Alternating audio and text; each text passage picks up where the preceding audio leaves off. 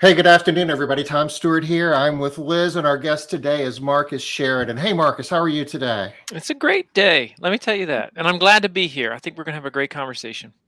Yay, we're excited to have you. We're Yeah, really this excited is to Absolutely. have awesome. You're one of our favorite speakers, Marcus. You always bring it, and you. I've got to admit, you're inspiring when you speak, and it's like everybody's taking notes, and you're sitting there thinking, "Well, I hope half these people go back and do half of what it is I'm talking Well, if you about." do But half of it, Tom, that's a very successful day. The reality is, I mean, I tell people all the time, the life of a speaker, it's the ultimate. You can take a horse to water, but you can't make it drink, right? And it's like it's one thing to inspire people. It's another thing to inspire people to take action. And they're two very, very different things. And only, I mean, I would say that I'm at the point in my career where I don't even judge the talk anymore in the moment. It's more 6 months later, a year later. What are the comments that people make to me? Hey, that thing you said, I applied it. It changed my life. And that's the idea, right? It changed my business, saved my business. That's also why a book is really helpful because you start to see some of those practical applications. And I don't want to speak in theoreticals. I want to give people ideas that they can apply personally and professionally to their life right then and there in a perfect world. That's what we want. And speaking of, I got to say this one other thing. Speaking of like this industry, man, the events I've done in this space, and I'm not just saying this, I think it's one of the best like audiences of any community I've ever been a part of. Just like the general passion that you see from attendees is significant. It's really, really fun. Hmm. Really fun. Why do you think that is, Marcus? Well, I think part of it is a lot of the folks started off as just hardcore, just blue collar workers that were just trying to succeed, right? Just Yeah, trying to make an honest living, and they worked hard enough to grow it into something that that now requires them to um, think more about stepping out of the business and working on the business versus constantly working in the business, yeah, right? And I think also that there is probably not enough places where industries like this can get together and really just share and feed off of each other in the trials, the tribulations, the wins, the losses. And I have absolutely felt this like with ISSA and like others like absolutely is a different it's a different vibe. The one I did, I forget where it was electric. It was electric. It was a bigger audience, but it was just awesome. And that's why I'm excited to do, more of it here soon. yeah. yeah, the residential cleaning industry is a special community. I mean, for one thing, you see more hugging within a group You see like way that you than see way more.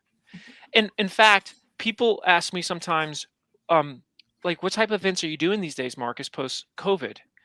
And what's funny about this is solopreneurs, entrepreneurs, and small businesses are having all the in-person events right now Yeah. because they're just and I think somebody asked me, why do you think that is? Because corporations are not. And my answer to this was because I think entrepreneurs and small business owners are so used to risk taking, like that's they got going into business is a big fat risk in and of itself. So it's like everything I do every day is a risk. Just trying to make payroll this Friday is a risk. So going and meeting with people that I love to make my business better, it's going to be a risk. I'll take that gamble. I'm not saying that everybody's like that, but I'm just saying like this is consistently what I've seen. So almost every in person I've done this year, which I've done about 10 or 11 in person events this year, it's Oh, wow. all been solopreneur, small businesses types, no corporate stuff. That's all been virtual. And, for the most part, we've been out there grinding right through COVID. I mean, respecting the rules and being safe, but out there in the general public doing what we do every day. Well, yeah. I mean, that's that's there's so much here that I could just go into about this. It's let me just say the respect I have for the residential cleaning space is pretty monumental.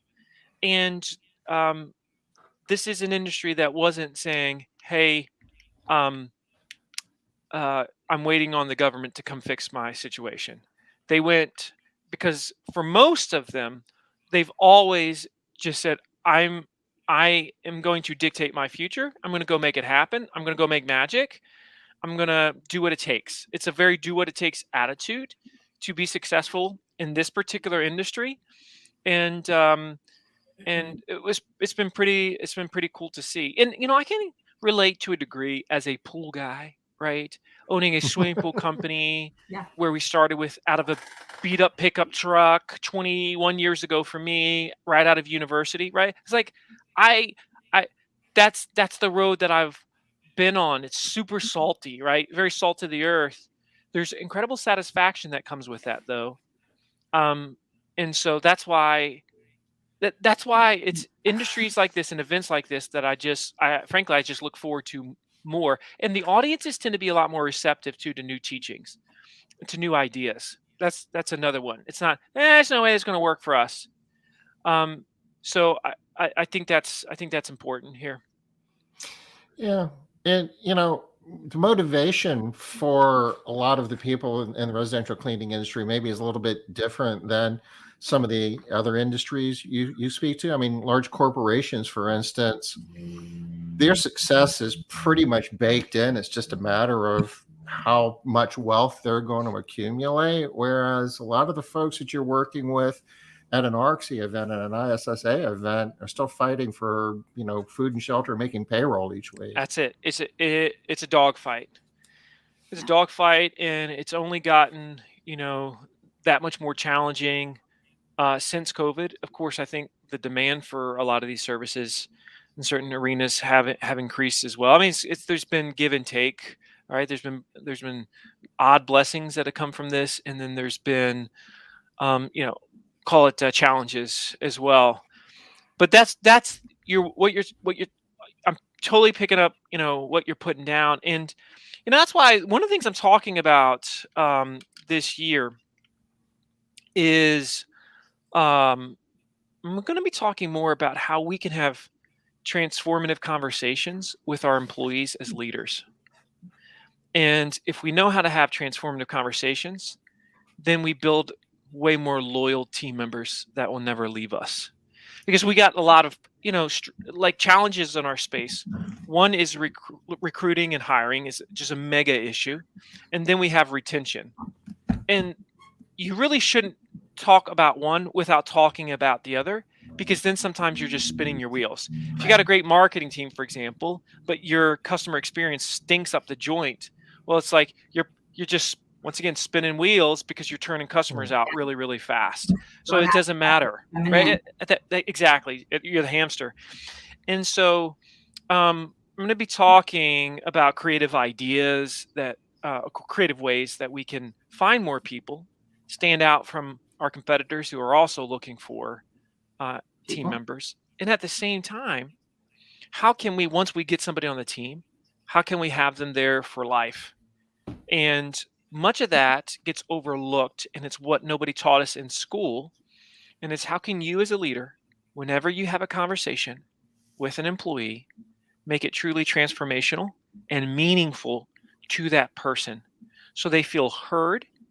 And so they think to themselves, every time I meet with Tom, every time I meet with Liz, it's just something that just make me a better person. It's like they use the phrase like, I can't even describe it. I just know I'm going to be better off. I'm going to be better for it whenever I meet with them. They bring clarity to my life. They help me with my direction. So what is that like? How does that manifest itself when you're having that one-to-one with an employee, or when you're having that difficult conversation with an employee, with a team member? I'm going to dig into that because you don't hear nearly enough about it. Yeah. and I'm really dang good at it, and I can't wait to talk about it. And frankly, everybody that's heard me in the space has heard me talk about sales and marketing stuff. But ultimately, what I teach people how to do is how to build trust through communication. Sometimes that manifests through marketing. Mhm. Sometimes that manifests through a sales conversation. But lots of times it manifests every single day when we're having conversations with team members, individually or collectively, or potential team members. Well, and bottom line, it's just a relationship again. That's what you're always teaching, is building that relationship and building and building and building and building. So I see how Yeah. that. And then so the question becomes, how do we build the relationship, right? Because the problem is, if people stay with us purely based on pay, well, that's a zero-sum game, because there's always probably somebody that's going to pay more, right? And so we have to be able to fundamentally offer them something that makes them say, it's just not worth it to leave. It's just not Mhm. worth it. And so what is the thing that we're offering that makes them say, it's just not worth it? Well, one of that is, and this is one of the questions I love to ask managers and leaders, is this: how often, when you're talking with a team member, do they have a light bulb moment?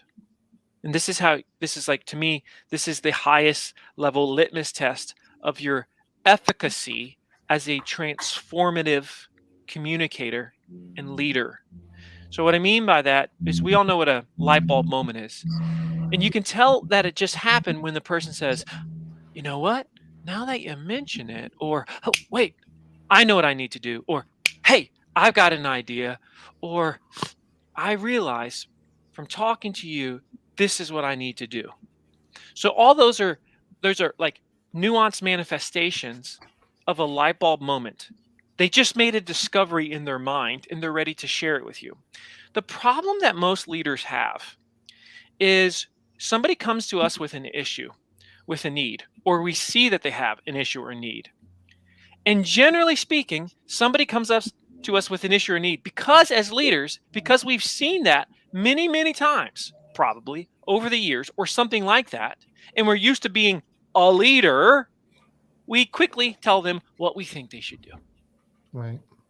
And this is prolific. The problem is, if you just tell them what they should do, what have we really done? Do they own it? No. Does it change them as a person?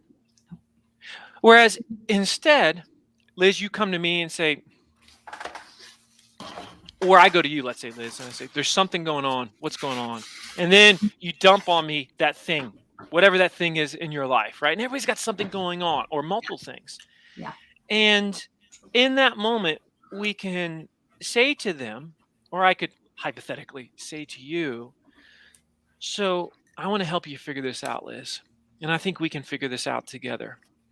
Is it all right with you if I ask you some questions and we figure out what we need to do here?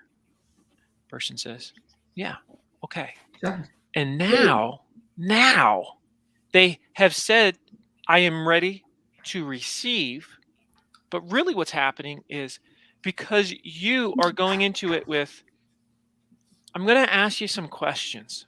It's not, I already know what you should do. It's, Mhm. I'm going to ask you questions, because here's what's so fascinating about humans and human beings. Most of the time when we have a problem, inherently, even subconsciously, we know what we need to do, but we just haven't verbalized it, or it hasn't come to the surface. The great leaders in organizations, they help draw it to the surface. But here's the key. You are the one, though, as the team member, that comes up with the idea. In other words, it's self-discovery. Whereas if I, as the leader, say, here's what you need to do. Here's how you're going to solve your problem. Let me tell you what you need to do, which I'm telling you, that's 90% of what leaders think leadership is. And I'm not saying that people listening to this right now necessarily say that, but we do that more than we realize. Yeah. Versus when they come to us, we walk them on a journey, and when we go through it, they just say things like, oh my gosh, I never realized this about myself. Oh my goodness, now that you say that. And that we just said was a question. It wasn't a, here's what you should do. And really the only time we should say what they should do is when we're essentially saying, I agree. That's what you should do. That thing you just said, that's Yeah. it. Now you're tracking. That's exactly right. I know you can do that. You're capable of that. But they discovered it for themselves. And because they discovered it for themselves, now they own it. Whereas if we just tell it to them or force feed it to them or communicate it to them, because we might be articulate enough to do that, because we've had the experience with them, we just dump it on them. Sure, it's fine. They might do it, but they haven't changed. And we haven't galvanized something really special with that person because of it. This is the thing that keeps somebody from leaving for $5 more an hour, for $7 more an hour, for $10 more an hour. And somebody might say, well, I don't know if I can communicate with my team members like that. Maybe there's a language barrier. Maybe there's this barrier or that barrier. I'm telling you, we got to find ways to make those special moments happen. Otherwise, there's always other options. And that's going to be difficult for you to build a team, much less create a farm system of managers and leaders. I'll shut up because I know I'm just talking like, so I want to give you all a chance, because otherwise I'll just go like a wild man. This is awesome. Yeah, we like it. We're like, yes, that's good. Yes, I'm going to say one more thing about this. Speaking of this, if you look at what most leaders, managers do, people come to us and they come to us with problems. And oftentimes we're like, this is so basic. Like, it's so obvious what you should do. Now, because we're busy, because we got 1,000 texts, we got 1,000 emails, what do? We answer the question. The problem, though, is when we answer the question, and I'll pick on you for a second, Tom. If you just go and you immediately answer their question, which this is prolific, by the way. This is not atypical. This is the norm. Yeah, I mean, this is my go-to mode. I'm the answer guy. That's right. Yeah, I got stuff to do. We got stuff to do. When you do that and you immediately give them the answer, it teaches them to do what? Ask more questions. Yeah, that's every time I got a problem, I'm coming to Tom looking for the answer. When they have a need, a problem, they need a solution, go to Tom. He's Google. He's got all the answers. And the issue is, if you talk to leaders and you say, well, Marcus, are you expecting me just to go through this long journey with them? Because I don't have the time for that. And I think to myself, okay, so let's see what's happening here. You're saying you don't sit them down and say, okay, let's figure this out together. Because if you're great with a few questions, and not many, but with a few questions, you can get them to a point where they're saying, Marcus, here's what I think I should do. And you're able to say, as the boss, that's exactly what I would have said as well. Well done. Mm-hmm. Now run with it. And next time, do that same thing. You don't have to come to me because you know inherently what to do. Now the person feels like, oh, I can do this. I'm empowered. That's how you raise essentially a farm system of leaders, future managers, future CEOs, whatever that is within your company. But if we teach them to keep coming to us, all we're doing is creating a situation where we get more text in the middle of the night. Yeah. We get more emails in the middle of the night. We're dealing with more problems. And, if we're being really honest with ourselves, and that's the only way to be, the reason why we tend to do this as leaders, other than the fact that we argue a lie that it's more efficient from a timing perspective, it's because we like to feel smart. We like to feel necessary. We like to feel important. And thus, people come to us. We want to give the quick answer. And we love hearing, man, I knew you'd have an answer. That's brilliant. It's you're describing something that sounds like an indulgence. It's like. That's right. And there's a shot of dopamine that just comes with the look at me. But eventually, that same shot of dopamine is what kills us to burnout and fatigue, because we never, ever created a self-sustaining team of problem solvers. And even worse, then what do we do afterwards? What is wrong with these people? They can't answer the simplest question. Great point. Mm-hmm. And we're not even looking in the... Yes, Liz. Everything. We're not looking in the mirror and saying, where did I go wrong here in terms of my ability to train these folks? It's like I have 2 companies, about 150 employees right now. And almost all my time as one of the owners of both these companies is spent teaching them how to communicate at a higher level. That is, other, other than the things that I do, like my main role is establish this culture, and we call it in both companies, we call it a culture of question first. Question first. Somebody comes to me with a problem, I'm going to, as a leader, question first so as to help them start to think. If some customer calls me and complains about one of my employees, before I blow up, question first. Understand. Seek ye first to understand, right? That's the idea. If I'm meeting with my team and I'm having just a team meeting, instead of me pontificating all the things that we need to do to be successful this week or this day, question first. So, folks, we got a big day ahead. Let's talk about what we got to do to make it great. What do you think? And then they start to say, and then we're developing people, developing their minds, we're developing their intentions. But yet you generally don't see. I think we learn these bad habits from either going to lectures at universities where all we get this is what so drives me crazy about college education as a whole. You go to a classroom that you could have easily just stayed home and listened to the recording because you didn't have any actual interaction. If we ever have a team meeting where there isn't a clear interaction and where the team isn't suggesting the majority of the solutions, we failed as the leader. We failed as the leader. If everybody is the CEO, if everybody sees you as the visionary, the ideator, the one that comes up with all the good stuff, we're failing to develop the talent. It probably also means that we're way too bloated in our own belief of our great innovations and our ideas and how it's all here. When people say to me as businessly, yeah, it's just all here, you know what I mean? I'm like, no, I don't know what you mean at all, because that's a train wreck waiting to happen. And that also says that you have a leadership development problem. If it's all here, no, you're going to fail. Eventually, you're not going to be able to scale. You can scale maybe a couple employees like that, but once you get above 10, you're screwed. I mean, you're going to be in big, big trouble. So, Marcus, I think I have the title of your new book. I think it should be They Ask, You Ask.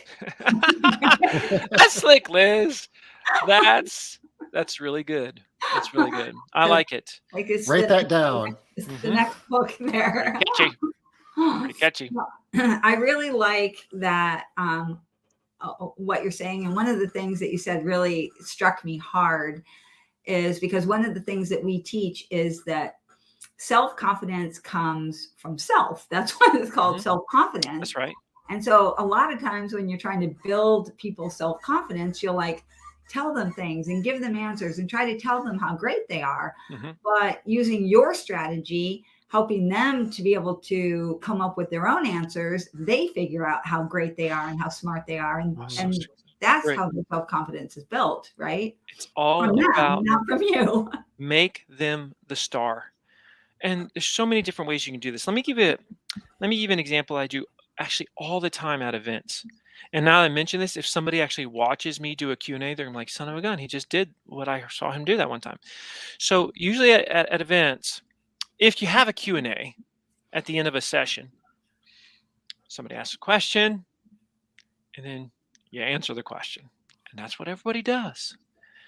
Because again, speaker person wants to look smart. So what I tend to do is, and let me give you a perfect example. One time I was speaking in Utah. There's a few hundred people in the room, just giving this keynote. It was leading a Q&A. And this person in the crowd says to me, Marcus, this was, man, I'm so flooded with ideas right now. This was so great. Tell me, what do you think I should do first? I mean, because I got all these ideas. What do you think I should do first? Now, 99% of teachers or speakers or presenters or leaders are going to tell them in that moment what they should do first. Now, if you just respond, what do you think you should do first?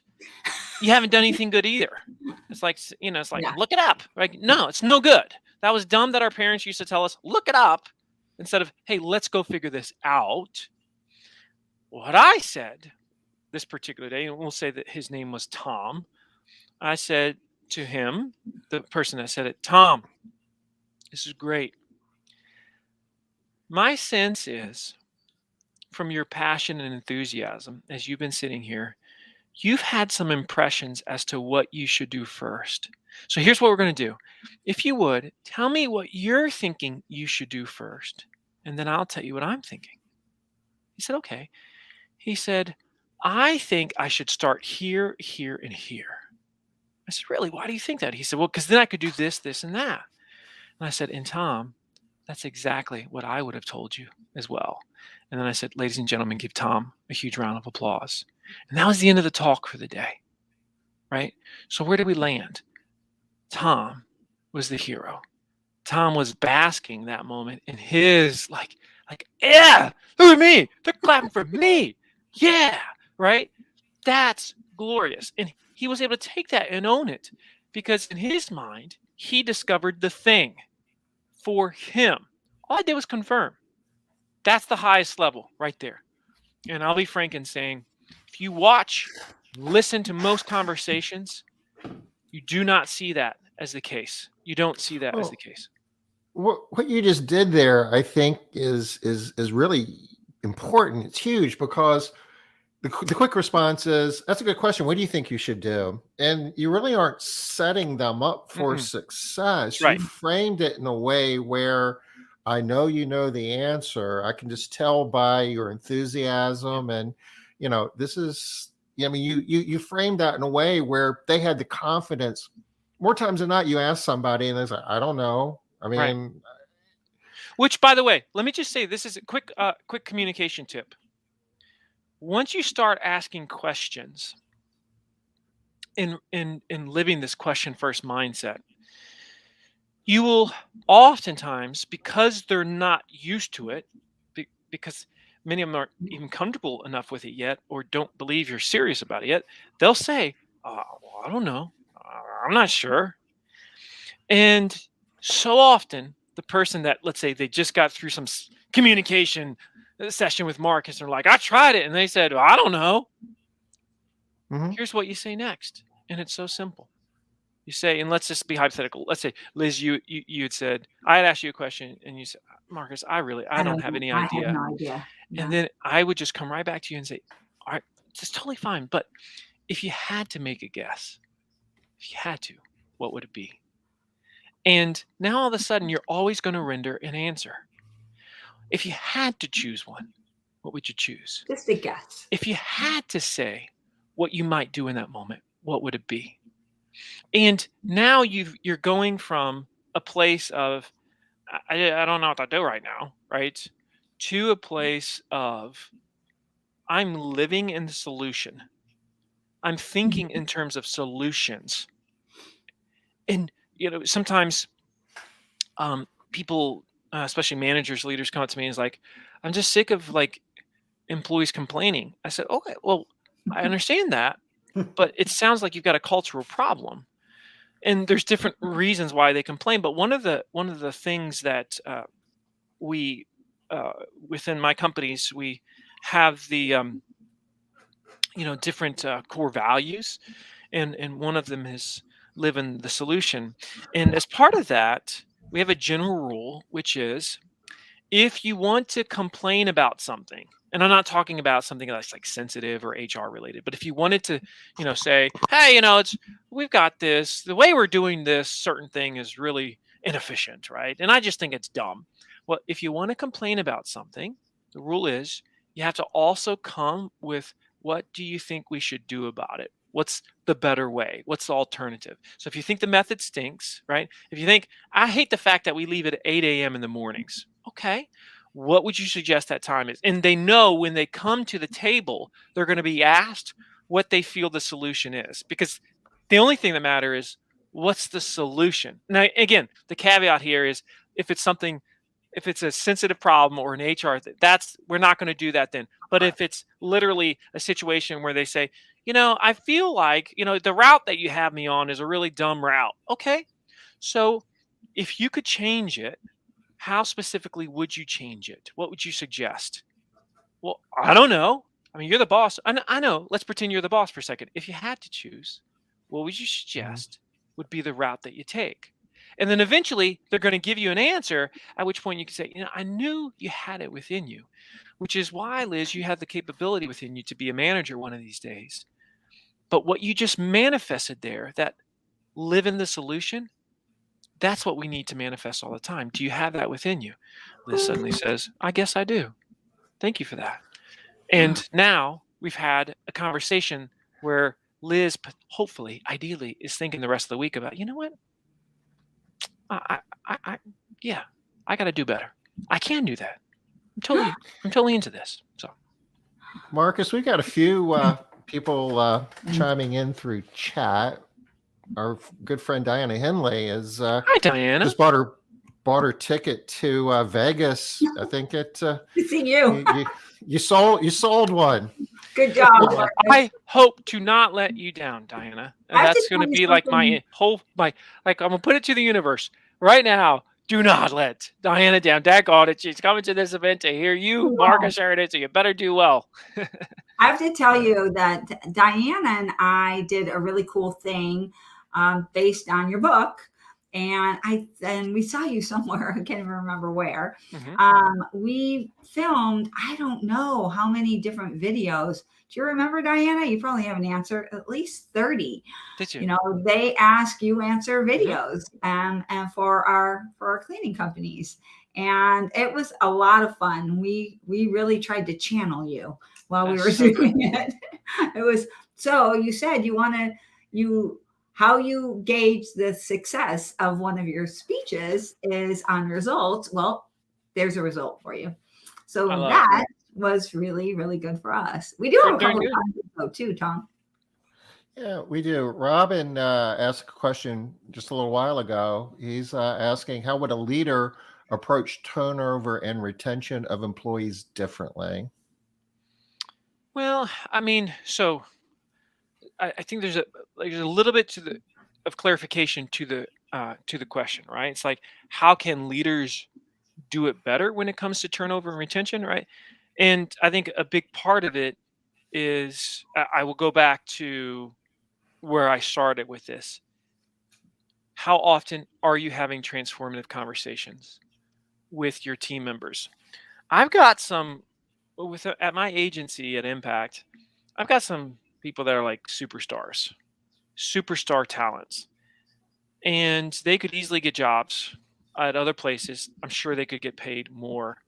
But one of the things that they know would be different is they wouldn't have those magical conversations with me and their other, let's just call it peers on the team, because we've created such a culture of question first, of radical candor with each other, of high caring yet high directness with our feedback, our conversations, the stuff that we're going to talk about. And this is how we can retain. That's just one way. I mean, there's many different ways, but that's one way. And I'm going to talk about some of them. I think there's a lot of creative things that we can do. I'm starting to see how smart leaders are making the workplace fun by simple means. What I mean by that, let me give me an example. And this is non-gimmicky, but it's like, how much friendly competition do you have with staff that they can talk about? And when I say friendly competition, you create some type of competition where there's a clear award at the end. They get something for the thing that they did. and it's something that they can all talk about. They can have great banter about, but it's not such a big deal that it causes them to be overtly competitive, but it just becomes a fun component, a gamification almost of doing their job. I know I've done a lot more of that in the last year or so, and it's been working really, really well. But the thing that I like to talk about is what we've been talking about is the way we tend to communicate with staff. And whenever anybody says, how can I do better with retention and turnover, I go to that first. And quickly I can generally tell that there wasn't a deep rooted relationship with that employee, with that team member. The question is why? What was lacking there? How many times did that employee come to you with something difficult that was going on in their life over the course of their employment? Because we know there's lots of difficult things that we're going through, but if somebody's going through those things alone and they never share it with you as the leader, I would argue that we haven't created that special bond and that special connection.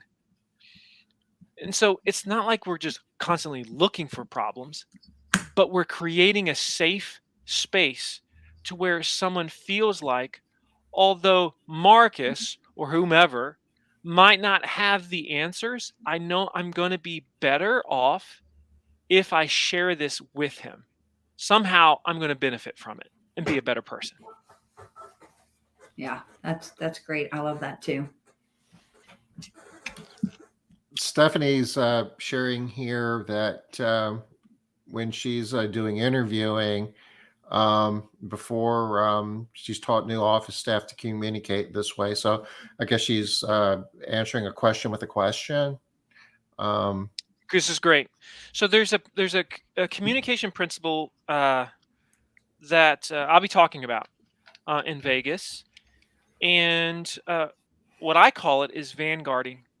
Now, vanguard, the original phrase, comes from the part of the Roman army that went into battle first. So they were the first ones to go in, and what they did is they formed like a V-like formation with the army, and they would go in, and like I said, they were the first one to go in and solve the problem. So vanguarding is the process of knowing the issues, the doubts, the concerns, the worries that somebody would have before you're confronted with it and addressing it early so that it never manifests. Because in life, the greatest way to solve a problem is to address it before it becomes a problem. So just like earlier, Tom, we had that little conversation where I was pretending you were the audience member and you asked me the question, what do you think I should do first? Once again, like you said, we actually showed an example of vanguarding because you noticed it very keenly. You're like, Marcus, you didn't just say, hey, what do you think? You said, so I've been watching you during this speech, during this presentation, Tom, and I can tell by your enthusiasm that you probably have quite a few ideas. So before I tell you what I think you should do, I would love first for you to share what you think you should do, and then I'll share you mine. Now, the beauty behind that is it doesn't come across as, again, confrontational. Now, let's say that you want to use this question first mindset with team members. You notice earlier when I said this, I said the key was you have to come out with, are you willing to go on a journey together? All right. So sometimes that would be somebody comes up to me and says, Marcus, I am lost and I don't know what to do. Okay, great. Thank you for sharing that with me. Now listen, I want us to figure this out together. But in order to do that, I'm going to have to ask you some questions. Would you be willing to honestly answer those questions for me? And if you are, I think we can get there. Would you be willing to do that? That's the vanguard. That sets the tone and the stage. That takes the person from a potential defensive position to a place of, yeah, I'm willing to do that. In other words, they're turning the guard, the lead, over to you. But if they do not allow you to be the leader in that moment, in other words, the one that's driving the questions, and they see themselves as one receiving the question and then giving thoughtful answers, well, then they could see it as an interrogation because you didn't set it up with a vanguard. They could see it as meandering, once again, because they don't understand the why behind it. So that's the vanguard. There's many manifestations of this. So somebody says something to me like, "Hey, let me give you an example. I've got one of my greatest team members at my agency. When I came on board, because our companies merged together, and he at the time was the acting COO of the company, and so I saw him give a presentation to the team. And after he gave this presentation to the team, he came up to me, and this was like our first main conversation ever. He's like, "Hey, Marcus, so glad you're here. What did you think of my presentation today?" And I have a choice. I can just be passive and say, "Oh, it's fine," but then I'm not being high caring nor highly direct, because if I cared about him, I'm not, and if I saw flaws, I'm not going to skip that because it's not going to make him a better person. Right. At the same time, if I just come right out and say, "Hey, man, you got some clear issues," then I've just totally torched the relationship and his confidence. So he doesn't feel the caring. So I've got to have high caring, high directness when I talk to him. At the same time, I've got to vanguard whatever I'm about to say to see if he's truly wanting or in a place to receive that feedback right now. Oftentimes people say, "Hey, I want feedback," but they don't really want the feedback in that moment. And They so want praise. they want praise. Yeah. So in that moment with him, and he later on told me that this was a life-changing moment for him, I said to him, "I really enjoyed watching you, and I would like to give you some feedback. Do you really want to have honest feedback from me right now?" He said, "Oh, I really want to have honest feedback from you right now." I said, "When you speak, do you notice who you tend to look at?" He said, "The audience." I said, "The audience was one of the groups that you were looking at, but you kept staring over to the CEO, whose name is Bob." And so I said, "Did you realize you kept looking at Bob the whole time?" He said, "No, I didn't realize that." I said, now that you know that you were looking at Bob, why do you think you were doing that? Even though you didn't realize it, subconsciously you were doing it. Now that you know you were doing it, why do you think you were doing it?" He said, "Well," and here's the discovery, light bulb moment, right? "Now that you mention it, I think I'm probably looking at Bob for his approval to see if I'm saying the right thing." I said, "Yes. But the problem with you doing that, Chris," and his name's Chris, "the problem with you doing that, Chris, is what? What does your audience perceive in that moment?" He said, "Well, I guess my audience perceives that I'm not as confident in what I'm telling them as I should be." You're exactly right. But if you stop, that will change. He never looked at Bob again. Never looked at Bob again Poor when he Bob. spoke. Right. Now, Does Bob feel bad about that now, or is he okay with it? Bob is thrilled because this is what leadership development looks like. Because Right. if the team still sees him looking at Bob, guess what? You don't have a COO. Or- Right? Yeah. You've got somebody that's a mouthpiece for Bob. And so if you just take that one though, there's a whole bunch of principles of communication there, of transformative leadership communication. I come right out, question first mentality, right? Do you really want that feedback from me right now? Also a vanguard, getting in front of the potential issue. He gives me the yes. I come right back with another question. Do you notice who you keep looking at? He didn't notice it. So you looked at the audience. You also kept looking at Bob. Now, I could have said in that moment, "Here's the problem with that." But I said to him, "What's the problem with you looking at Bob? What's the perception that your audience receives?" He says, "My audience doesn't see me as an authority." That's exactly right. So see, he's having these light bulb moments because his brain's being stimulated. And I'm just massaging it the whole time, helping him become the leader that he can be. today he's a world-class leader and communicator. I mean, he is off the charts, right? And so that's what's possible. That took longer than if I had said, you did great. It certainly took longer if I had said, you need to stop looking at Bob. But boy, was it worth it. Yeah. So there's a vanguarding issue that individual had that asked the question. That's a vanguarding issue. You're not setting it up. You're not getting the permission to approach it in the way that it needs to be done. The other thing about this, notice how I said it needs to be a we-based conversation. So I want to help you figure this out, but in order to do that, we need to have a conversation. I'm going to have to ask you some questions. Would you be willing to do that so we can figure out what we need to do together? Person is almost always, 99% of the time, they're going to say, absolutely. Just like, from let's look at this really quickly, just from a personal relationship side. Sometimes my wife has, like everybody, has something bad that happens that day. And she'll start to dump on me, right? Which I want her to, because that's what I signed up for. Now, I, though, need to have the self-awareness and the situational awareness to say, now, just to be clear, would you prefer that I just listened right now? Or do you want me to help you work this out and figure it out? Of course, at this point, she knows how it works. Sometimes she's like, I just want to dump right now. Awesome. I'm ready for it. I just want to hear it all, right? And then I just go in like receive mode. Yeah? Anything else? What else is bugging you? Yeah?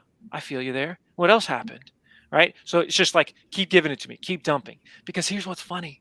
If you do that, you say that, eventually she's going to say, in my case, I felt good.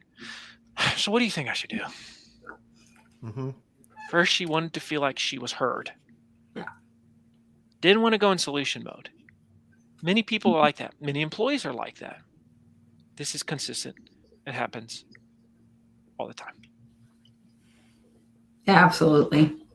I'm super excited about this vanguarding because you said a word that I run into a lot, and people will think that I am being combative or attacking if I'm asking them too many questions, or especially if I ask them quickly or in a row without first vanguarding the situation. You're right. And the thing about this too, Liz, is helpful. as you're going through this and you're living this philosophy of question first with peers, friends, family, team members, you'll even have to vanguard sometimes after they've given you permission and after you go, and it comes out in subtle ways. So let's say that you and I were getting there, but it's work. It's work to get there. It's work for you to discover the thing. I might get ready to ask another question, but before I do, I'm going to say something like, now, doing great. We're almost there. Keep going. This one's going to be difficult, but I know if you really lean into it, we're going to probably make a discovery. And then I'm going to say the question. So I'm going to reiterate hey, this is worth it. What we're doing, I recognize this is hard, whatever that thing is. And now the person almost feels recharged, or at least they feel understood or heard that this ain't easy. Sometimes I'll say to I'll say to somebody in the midst of a series of questions, I might say, now listen, I know it might seem like this is frustrating because we're not getting there, but I promise we're making progress. So just a few more questions, and then it's all going to make sense. And then I'll ask the next question, because that's probably what they're thinking. Humans tend to be very forgetful. We tend to be impatient. And so we want to feel like there is a there, right? It's like, what is the landing? What's the end game here? And so if I remind them, this is going somewhere, I promise, we're getting there, that is going to significantly help them to recharge and essentially run through that finish line. These are nuanced skills that take practice. None of the stuff I'm talking about is just like 100% natural. And it starts for many of us as children. We ask our parents questions, they give us answers. And subconsciously, it teaches us just to answer the question. So in life, people come to us with questions, we give answers. And that carries over to when we're parents and our kids ask us questions when they're 2 and 3 years old. We tend to just give answers. And some kids, especially the really smart ones, ask 100 questions an hour. And parents that aren't putting this together, we love our kids. We keep answering 100 questions an hour. And it just teaches them, keep asking questions. And they drive us crazy because they're always asking questions. But we never stop for a moment and say, why are they asking all these questions? We're teaching them to do that. And then we become leaders of organizations. And as we become leaders of organizations, we end up doing the same thing. And then we create a mountain of texts and emails because we haven't developed leaders, or we haven't developed those really significant relationships. And oh, by the way, we're not the only ones that should have these. The reason why I believe so much in teaching transformative communication is so I'm not the only one that knows how to induce discovery and have these light bulb moments with team members. If I can teach it to team members, they can teach it to everybody else. And now all of a sudden, we're communicating at a level that you just do not see in organizations around the world. That's powerful. And it's possible. I know it sounds like, I don't know if that's even feasible. It is feasible. It is. Even if English isn't their first language, it is feasible to still develop this pattern and style of the way you communicate within your company. And it sounds like it's akin to some sales techniques in a way, because you're motivating the person that you're talking to really want to work hard to answer your question. When you're vanguarding and setting it up in a way, it's like, I'm not going to mail it in and say, I don't know. I'm not going to give a lazy answer because Marcus makes me feel really good, and I'm going to bust my butt to try to give him the very best answer I can. 100%, Tom. And that's why this is a principle-based conversation. Sometimes I'll teach a sales class and I'm like, here's what we're not going to do. I'm not going to give you 10 closing techniques to use to close the deal, because that's not principle driven. I'm not going to give you 10 perfect responses if they ask you these 10 questions or say these 10 things, because there's another 1,000 potential responses you're going to get.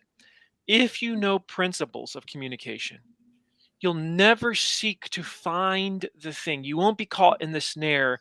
You won't have a situation where you're stuck or don't know what to say or do. You started this, Tom, with a really nice compliment. It's like, Marcus, we love you as a speaker. And one of the things that started me teaching so much on communication in the first place actually happened it was with other professional speakers that came up to me. And they would say, Marcus, I saw you with the audience today. The way you went in the audience, you were asking questions, and it's like, I just don't know if I could take that risk.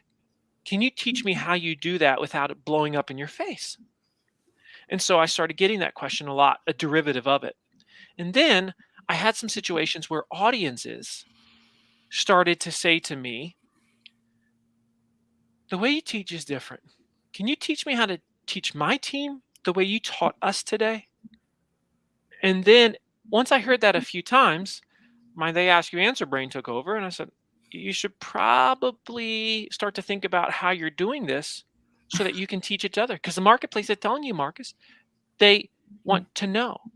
And so that's why, I'm excited to talk about that, some of that this year in Vegas, because it's not something anybody, certainly in the residential cleaning space or in most spaces, even know I talk a lot about, although it's one of the great passions of my life. Yeah. Communication, this is awesome. fishing, and kids. That's about it. That's about it. They kind of all go together, so that makes sense to me. Yeah. So you are speaking Monday at convention, November 15th. Convention is like the 15th on a Monday, and it wraps up Thursday. What's that? 18th, maybe? Yeah. And you're going to be there. You're speaking like the first day. You're doing 2 programs, right, Marcus? Yeah, I'm doing essentially what I'm doing is I'm going to spend my first section just talk about creative ways that we can find more employees, more team members, recruit. What can we do about that? Okay. So we're just going to try to look at creative options and ways. And then the second session, or the second half of my program, is going to be all about transformative leadership communication for better retention and less turnover in the company. And we're going to be talking about these. Like, we're going to be discussing some of these principles, and it's going to be astoundingly eye-opening to anybody that is there. Like, really, it is, because just like today, I think anybody that's listening to this, everybody is reflecting on how we do the scenarios we've talked about, our typical habits, the ones where we know, geez, I probably could do that a little bit better. Now that I'm thinking about it, sometimes I just answer right away. And am I really inducing those light bulb moments? And like, these are the things that are going through our heads. I love teaching this stuff because it reminds me I need to do it, right? That's what's so wonderful about teaching it.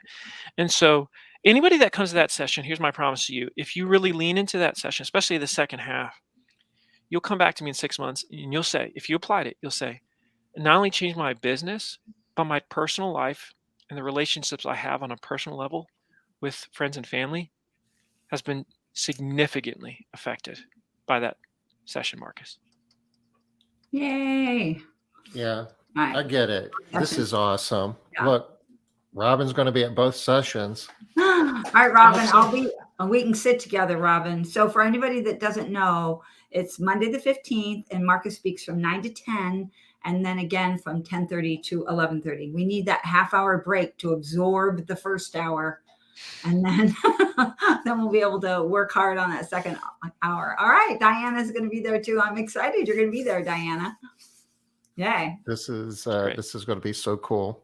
Yeah. I had no idea, Marcus. I mean, I knew, they ask you answer and, all of those techniques on the sales side. This is, I'm excited, and I'm sitting here thinking that, a lot of times I have these communications and I'm just thinking of it as just another thing on my list that I need to check off. And I'm really missing some golden opportunities. That's right. That's exactly right, Tom.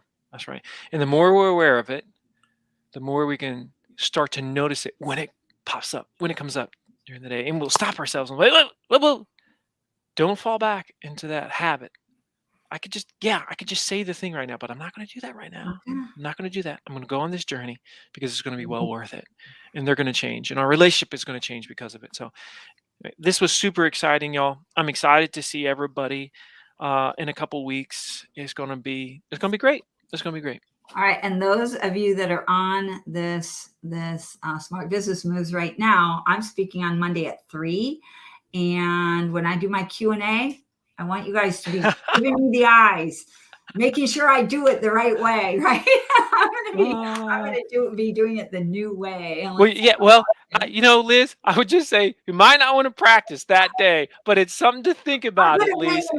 There might be at least one question that there's an opportunity for you to say, you know what, I'm gonna try it right now. I'm gonna be looking for it. I'll give some answers because I know that's the expectation, but I'm looking for the opportunity. I'm going to be raising my hand, Liz. All and right, if you don't say, Tom, I can tell by your enthusiasm and how much you're into this that you have some pretty good ideas. If you don't take me down that path, I'm going to be disappointed. Tom, I'm going to do that on our next call. So you should just be ready. All right, Marcus, we are at the top of the hour. Thank Man, you are so awesome. Thank you very much for taking this hour and sharing it with us. Yeah, so welcome. I will see everyone in a couple weeks. Thanks, gang. Yes, you will. Bye-bye. Bye-bye. We'll see you Monday, 5 o'clock Eastern. It probably won't be this good, y'all. Yeah, we'll limp by. We'll give it our best. Okay. Take care. Bye-bye.